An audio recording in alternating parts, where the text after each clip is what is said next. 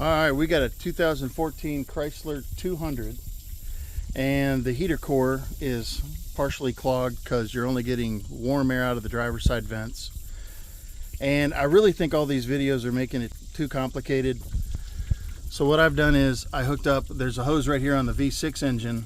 There's a heater hose comes back from the firewall right here, and that's delivering water to the water pump. And you'll notice there's another hose right here, but that one comes from the engine block. So the bypass hose comes from the heater core, from the firewall.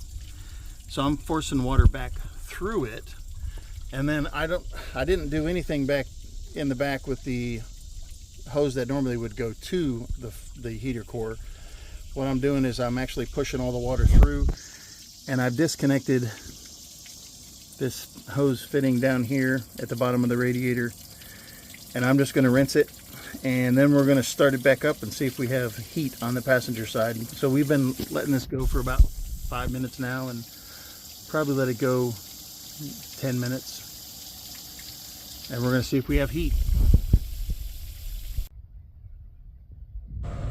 Alright, so now we got the heat on, and there's just as much heat coming out of here as there is here. And that one over there is hot, hot, hot. So that worked.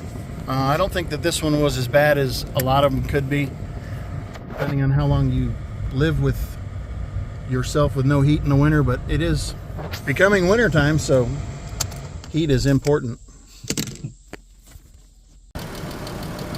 Now, to get all the air out of the system, what I did was, well, first, after we flushed it, I redisconnected this connection down here, and I let all the water run out of it until it was empty.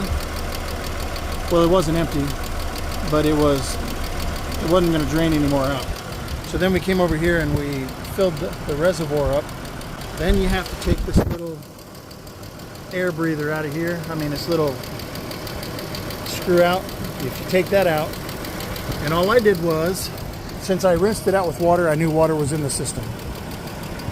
So I filled this up with 100% antifreeze until antifreeze started coming out that weep hole. And believe it or not, it took 1.5 gallons. This is almost a 3-gallon system, so 1.5 gallons of antifreeze is correct.